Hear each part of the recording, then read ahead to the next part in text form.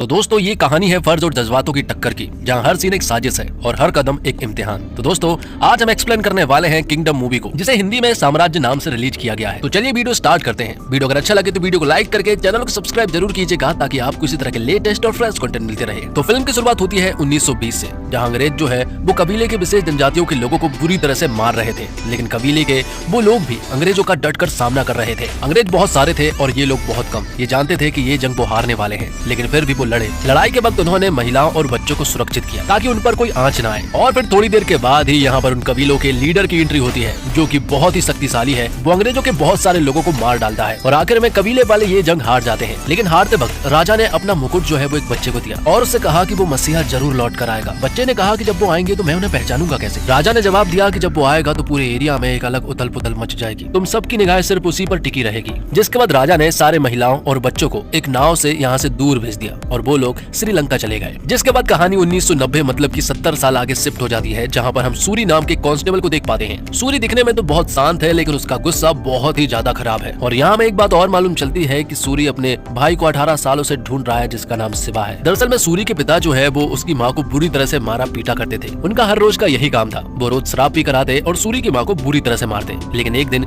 सूरी के भाई शिवा ने अपने ही पिता की जान ले ली और उसी दिन के बाद से शिवा ने अपने घर को छोड़ दिया था और सूरी तब से ही अपने भाई शिवा को ढूंढ रहा है। उसके पास सिर्फ एक फोटो है, लेकिन वो भी बचपन की है, जिस वजह से उसे ढूंढना बहुत ही मुश्किल है। और तो और सूरी की माँ जो है वो सूरी से ठीक ढंग से बात नहीं करती, शायद इसी वजह से कि सूरी शिवा को नहीं ढूंढ पा रहा है। इसलिए सूरी का सिर्फ एक ही लक्ष्य है कि वो अपने भाई शिवा को ढूंढ सके, क्योंकि इस दुनिया में सबसे ज्यादा प्यार सूरी ने सिर्फ और सिर्फ अपने भाई शिवा से किया है। कुछ दिनों के बाद नायडू नाम का एक ऑफिसर जो है वो सूरी के पास आता है। उन्हें मालूम है कि सूरी एक गर्म दिमाग का आदमी है और वो उसे ये भी कहते हैं कि तू मेरे लिए एक अंडरकवर एजेंट का काम करेगा। ये सुनकर सूरी ने तो तुरंत ही मना कर दिया था, लेकिन जब नायडू ने सूरी को बताया कि ये मिशन तुझे तेरे भाई तक ले जाएगा तो सूरी तुरंत मान जाता है, बिना ये परवाह किए कि वहाँ जाकर सूरी को जान का खतरा भी हो सकता है। लेकिन सूरी को सिर्फ एक ही चीज दिखाई दे रही थी, वो ये कि उसे अपने भाई से मिलने का मौका मिलेगा, जो कि 18 सालों से लापता है। उसे तो ये भी नहीं मालूम था कि उसका भाई जिंदा है या फिर मर गया। लेकिन अब जब एक उम्मीद मिली है तो वो इस उम्मीद को छोड़ना नहीं चाहता है। ऑफिसर नायडू सूरी को बताते हैं कि जिस गैंग में तुम्हें घुसना है उस गैंग का लीडर दरअसल में शिवा ही है। और फिलहाल शिवा जो है वो 3 दिनों के लिए श्रीलंका की सेंट्रल जेल में बंद है, इसलिए तुम्हारे पास भी सिर्फ और सिर्फ 3 ही दिन का समय है। तुम्हें किसी भी हालत में शिवा की गैंग में शामिल होना पड़ेगा, इसलिए तुम्हें भी श्रीलंका की सेंट्रल जेल में शिफ्ट किया जा रहा है। उससे पहले सूरी की जमकर ट्रेनिंग होती है, उसे बहुत सारी चीजें सिखाई जाती है। तब सूरी को श्रीलंका की सेंट्रल जेल में भेज दिया जाता है और साथ ही हमें इस मिशन के बारे में भी बताया जाता है। हमें बताया जाता है कि श्रीलंका के जाफना में एक गैंग है जिसे कार्टेल कहा जाता है, और ये सारा कार्टेल जो है वो स्मगलिंग का काम करते हैं। दरअसल में हांगकांग से जो भी गोल्ड आता है वो उसे इंडिया लाने का काम करते हैं। लेकिन उससे पहले हमें श्रीलंका से 2 किलोमीटर की दूरी पर एक आइलैंड के बारे में मालूम चलता है, जिसका नाम दीवी है। और इस दीवी द्वीप पर रहने वाले वही लोग हैं जो कि 1920 में अंग्रेजों से लड़े थे, लेकिन अब वो श्रीलंका आ चुके थे। लेकिन श्रीलंका के लोगों ने भी उन्हें पनाह नहीं दी और न ही इंडिया में उन्हें सिटीजनशिप मिली, इसलिए श्रीलंका से 2 किलोमीटर की दूरी पर दीवी द्वीप में इन्हें पनाह दे दी गई। लेकिन दीवी के कुछ रूल्स है, वहाँ से कोई भी औरत जो है वो बाहर नहीं आ सकती, सिर्फ और सिर्फ उसी द्वीप पर रहेगी। अब बात आती है कि आखिरकार दीवी का इस मिशन में क्या रोल है।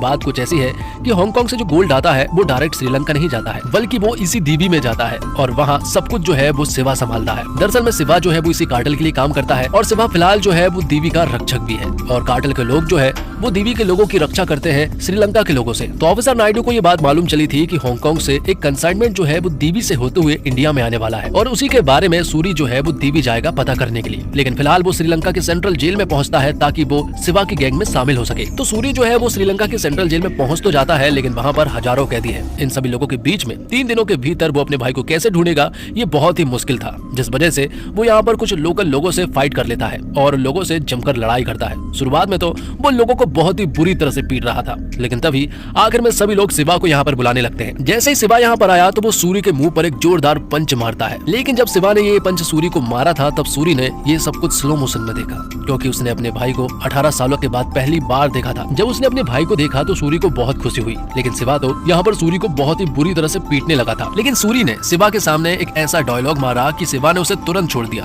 दरअसल में सूरी ने शिवा से कहा कि उसे पूरा मार देना, क्योंकि अगर उसे जिंदा छोड़ा तो वो उसे जान से मार देगा। ये बात जब शिवा ने सुनी तो वो तुरंत ही अपने भाई को छोड़ देता है और समझ जाता है कि ये उसका भाई सूरी है। और फिर जब सूरी को कुछ लोग और मारने के लिए आते हैं तो शिवा उन्हें रोक लेता है और उन्हें बताता है कि ये उसका भाई है। फिर शिवा सूरी को बताता है कि कल उसकी बेल होने वाली है और वो उसे एक पता देता है, जैसे ही जेल से वो रिहा होगा तो सबसे पहले मुझसे मिलने आना। तो शिवा जेल से से रिहा हो जाता है और फिर अगले ही दिन ऑफिसर नायडू जो है वो सूरी को भी जेल से रिहा करवा देते हैं और उस जगह पर भेज देते हैं जहाँ पर की शिवा ने सूरी को बुलाया था। तो सूरी अब उस जगह पर जाने लगता है और बीच में वो सारी चीजें नोटिस कर रहा था। तो सबसे पहले तो सूरी मीन बाजार पहुंचता है जहाँ से दीवी द्वीप जाने का रास्ता है। तो जब सूरी उस इलाके में पहुंचा तो वहाँ की कुछ चीजें और क्लियर हो जाती है। मालूम चलता है कि इस कार्टेल का लीडर जो है वो उड़ियप्पन नाम का एक आदमी है जो कि बहुत ही ताकतवर है और उसके साथ बहुत सारे लोग काम करते हैं। उड़ियप्पन के 2 बेटे हैं जिनमें से एक बेटा हांगकांग में रहता है और एक बेटा यहीं पर जिसका नाम मुर्गन है। और मुर्गन जो है वो दीवी द्वीप के लोगों से बहुत ही ज्यादा नफरत करता है। उसे तो बस मौका चाहिए, जब उसे मौका मिलेगा ना तो वो दीवी द्वीप के लोगों को मार डालेगा। जिसके बाद शिवा जो है वो सूरी को दीवी ले जाता है जहाँ पर उसकी मुलाकात होती है बैरागी नाम के एक बूढ़े बाबा से। और ये बूढ़े बाबा दरअसल में वही होते हैं जिसे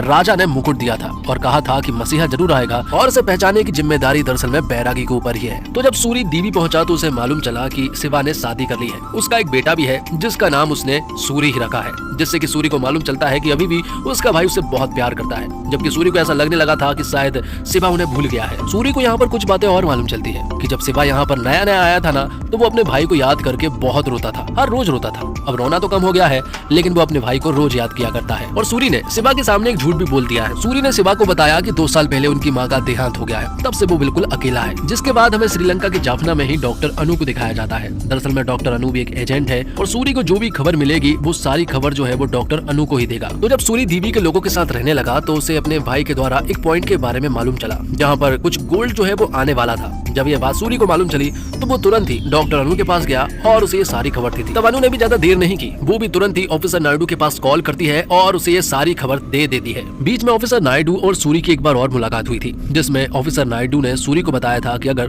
तुम गलती से आर्मी वालों के हाथ लग गए तो हमारे पास कॉल करना और कोड वर्ड बताना व्हाइट साइड, वो लोग तुम्हें तुरंत ही छोड़ देंगे। अब शिवा के लोग उस पॉइंट पर जाते हैं जहाँ पर की गोल्ड आने वाला था।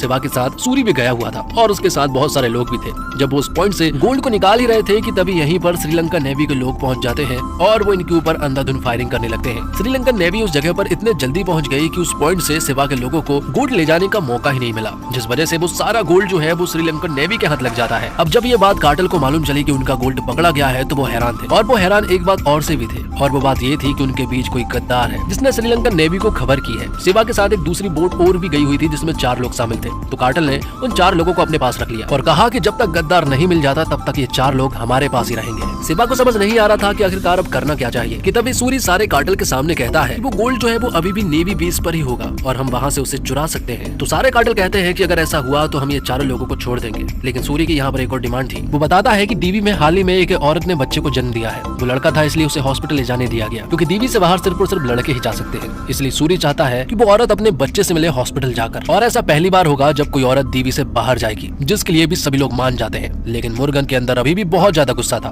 क्योंकि वो ये नहीं चाहता था। जिसके बाद सूरी शिवा के साथ मिलकर एक टीम बनाता है और नेवी ऑफिसरों के ऊपर नजर रखने लगता है। वो कहाँ पर जाते हैं ये सारी चीजें पता करने लगता है। और तो और सूरी ने ये बात भी पता कर ली थी कि नेवी बेस से गोल्ड को कब शिफ्ट किया जाएगा और जब वो लोग गोल्ड को शिफ्ट करेंगे तभी वो लोग उन लोगों के ऊपर हमला करेंगे और गोल्ड को चुरा लेंगे। तो सब कुछ प्लान के मुताबिक होता है। और तो और सूरी यहाँ पर नेवी ऑफिसर के रूप में बदल जाता है ताकि उसे कोई पहचान न सके। तो जैसी उन्होंने प्लानिंग की थी उसी प्लानिंग के तहत वो इस गोल्ड को चुराने में कामयाब हो जाते हैं। ये देखकर तो सभी लोग बहुत खुश थे क्योंकि सूरी ने ये कर दिखाया था। लेकिन प्रॉब्लम अभी भी टली नहीं थी क्योंकि ब्रिज पर एक चेक पॉइंट था और ये चेक पॉइंट आज ही लगा है। इस चेक पॉइंट पर कभी भी चेकिंग नहीं हुआ करती थी। तब शिवा ट्रक से अपने सारे लोगों को उतार देता है और प्लान अब ये था कि शिवा और सूरी भी यहाँ से भाग जाएंगे। लेकिन सूरी शिवा को नहीं छोड़ने वाला था। तब सूरी यहाँ शिवा से कहता है कि वो किसी भी हालत में इस चेक पॉइंट को पार करेगा, जिसके बाद वो ट्रक को फुल रफ्तार से आगे बढ़ाता है। लेकिन यहाँ कुछ आर्मी के ऑफिसर्स उनके ऊपर हमला कर देते हैं और गोलीबारी स्टार्ट कर देते हैं, जिस वजह से उनका यहाँ बचना पूरी तरह से मुश्किल था। ये बात सूरी को भी बहुत अच्छे से समझ आ गई थी कि अब वो नहीं बच पाएंगे। इसलिए वो आर्मी ऑफिसर्स के पास पहुंचा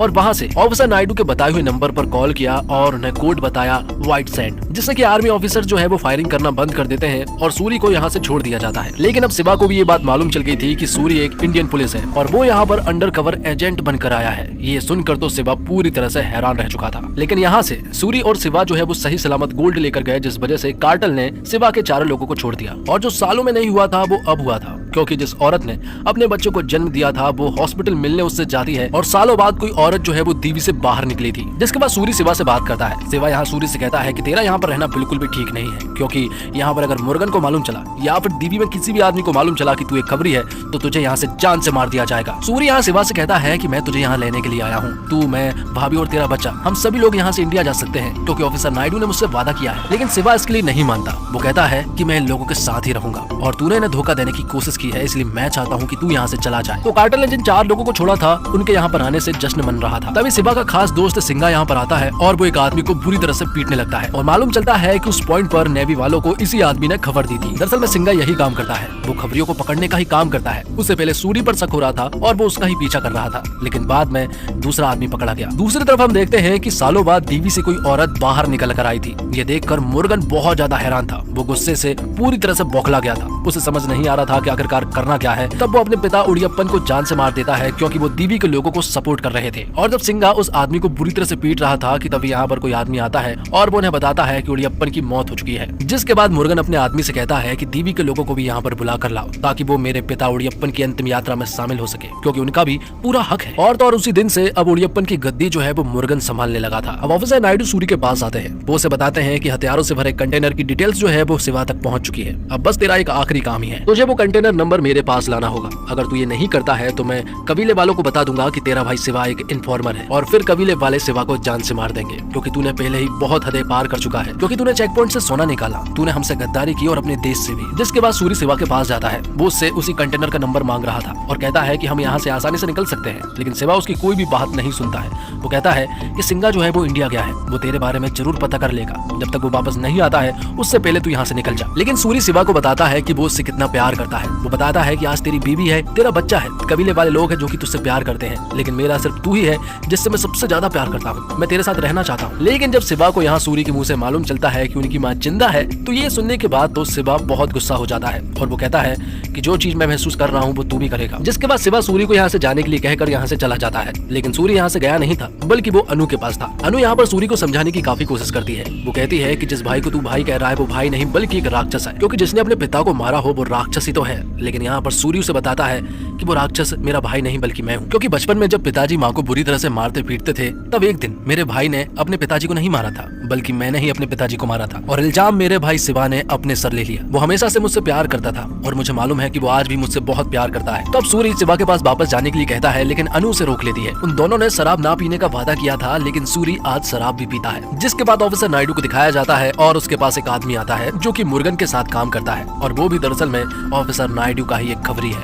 ऑफिसर नायडू सेल्वा को वो सारी चीजें बता देते हैं जो कि चेक पॉइंट पर हुआ था और सेल्वा ये सारी चीजें मुर्गन के पास जाकर बता देता है। और जब कार्टेल की बैठक हुई तो यहाँ पर सेल्वा जो है वो मुर्गन को बताता है कि या तो सूरी या फिर शिवा, दोनों में से एक ना एक खबरी जरूर है। और जब दीवी के सभी लोग मुर्गन के घर पर आए खाना खाने के लिए तो शिवा भी यहाँ पर आया था। शिवा यहाँ पर मुर्गन से मिला तो मुर्गन शिवा से कहता है कि ब्रिज के चेक पॉइंट वाली बात हमें पता चल चुकी है, तुम दोनों में से एक ना एक खबरी है। तब अपने भाई को बचाने के लिए शिवा ने कह दिया कि मैं ही खबरी हूँ। जिसके बाद मुर्गन ने कार्टेल के लोगों को भड़का दिया। मुर्गन ने कहा कि अब दीवी के लोगों पर बिल्कुल भी भरोसा नहीं किया जा सकता, इसलिए जो भी दीवी के लोग यहाँ पर आए हुए हैं हमें उन सभी को मार देना चाहिए। तब कार्टेल के लोग भी मुर्गन का सपोर्ट करते हैं और फिर दीवी से आए हुए लोगों को मुर्गन के लोग जो है वो बुरी तरह से मारने लगते हैं। मुर्गन उन्हें बहुत ही बेरहमी से मार रहा था क्योंकि हमेशा से मुर्गन को बस दीवी के लोगों को मारने का मौका चाहिए था और आज उसके पास मौका था। शिवा भी बहुत ज्यादा जख्मी हो गया था। इसके बावजूद उसने बहुत कोशिश की थी दीवी के लोगों को बचाने की, लेकिन यहाँ पर वो असमर्थ रहा। दीवी के आधे से ज्यादा लोग मारे गए थे, यहाँ तक कि शिवा की पत्नी भी मारी गई थी, शिवा का बेटा सूरी जो कि अभी जिंदा था। और फिर जैसे तैसे करके बैरागी ने दीवी के बचे हुए लोगों को जैसे तैसे दीवी वापस ले गया था। अब आधी रात को अचानक से अनु ने सूरी को जगाया और उसे बताया कि दीवी में कुछ बुरा हो रहा है। और जब सूरी ने दीवी में आग को जलते हुए देखा तो वो समझ गया था कि वहाँ कुछ न कुछ बहुत ज्यादा बुरा हुआ है। वो तुरंत ही दीवी जाने लगा और जब वो वहाँ पहुंचा तो उसने लाशों का ढेर देखा और वहीं पर उसने शिवा की लाश भी देखी। और ये देखकर सूरी पूरी तरह से टूट गया था। उसे समझ नहीं आ रहा था कि अब क्या करना है। जिस इंसान से वो सबसे ज्यादा प्यार करता है अब वो इस दुनिया में नहीं रहा था। लेकिन अब सूरी के अंदर एक ज्वालामुखी फट चुका था और यहाँ पर सूरी जो है वो 1920 से खड़ी एक नाव को एक रस्से से खींचने लगता है। बैरागी उस नाव की हर एक रोज मरम्मत करता था। सूरी जिस तरह से उस नाव को अकेला खींच रहा था वो देखकर बैरागी समझ गया था कि यही उनका लीडर है, क्योंकि सभी लोगों की निगाहें सिर्फ और सिर्फ सूरी के ऊपर थी। जिसके बाद यहाँ के सभी लोग भी सूरी का साथ देते हैं और वो पहुंच जाते हैं मुर्गन के अड्डे पर। वो लोग मुर्गन के लोगों को भी उसी तरह से बेरहमी से मार रहे थे जिस तरह से मुर्गन ने दीवी को लोगों को मारा था। हालांकि मुर्गन के लोग बहुत सारे थे और सूरी के साथ वाले लोग बहुत कम। इसके बावजूद वो डरे नहीं, बल्कि वो डायरेक्ट मुर्गन की लंका में घुस गए और उनके लोगों को बुरी तरह से मार डाला। और फिर आखिर में सूरी का सामना मुर्गन से होता है और वो भी उसे बहुत ही बेरहमी से मारता है। जिसके बाद बैरागी को मालूम चलता है कि 70 सालों से जिस मसीहा का वो इंतजार कर रहे थे वो कोई और नहीं बल्कि सूरी ही है। बैरागी यहाँ पर कहता है कि सूरी यहाँ पर आया नहीं है, बल्कि उसे तो किसी बड़े काम के लिए यहाँ पर लाया गया है। राजा ने 1920 में बैरागी को जो मुकुट दिया था वो मुकुट बैरागी यहाँ पर सूरी को पहनाता है। जो किस्मत में लिखा था वो होकर ही रहता है। सूरी का यहाँ पर आना बिल्कुल तय था, ये लिखा हुआ था। जब शिवा यहाँ पर आया तो तभी तय हो गया था कि सूरी भी यहाँ पर आएगा शिवा को ढूंढते हुए। लेकिन क्या होगा जब सिंघा इंडिया से वापस आएगा और वो बताएगा कि इन्फॉर्मर दरअसल में कोई और नहीं बल्कि सूरी है? क्या तब भी दीवी के लोग सूरी को देवता मानेंगे या फिर वो उसे उसी तरह से मार देंगे जिस तरह से वो हर एक खबरी को यहाँ पर मार डालते हैं? और तो और आगे की लड़ाई इतनी आसान नहीं होने वाली है, क्योंकि उड़ियप्पन का एक और बेटा भी है जो कि बहुत ही खतरनाक है। वो हांगकांग से वापस आ चुका है और उसे उड़ियप्पन और मुर्गन के बारे में मालूम चल गया है कि अब वो इस दुनिया में नहीं रहे। उड़ियप्पन का दूसरा बेटा किसी भी हालत में अब सूरी से बदला जरूर लेगा। फिल्म के आखिर में हमें एक बात और मालूम चलती है। दरअसल में अनु को बहुत अच्छे से मालूम था कि उस रात शिवा की जान जाने वाली है, लेकिन अनु ने ये बात सूरी को नहीं बताई थी। लेकिन अब अगर अनु सूरी को बताती है कि उसे उस रात के बारे में मालूम था तो सूरी अनु को भी जान से मार देगा। इसी के साथ ये फिल्म यहीं पर समाप्त होती है। दोस्तों उम्मीद करता हूँ आपको वीडियो पसंद आई होगी। वीडियो पसंद आई हो तो वीडियो को लाइक करके चैनल को सब्सक्राइब जरूर कीजिएगा ताकि आपको इस तरह के लेटेस्ट और फ्रेश कंटेंट मिलते रहे। मिलते हैं और कमाल की वीडियो के साथ, तब तक के लिए आप हमारे चैनल के साथ बने रहिए। धन्यवाद।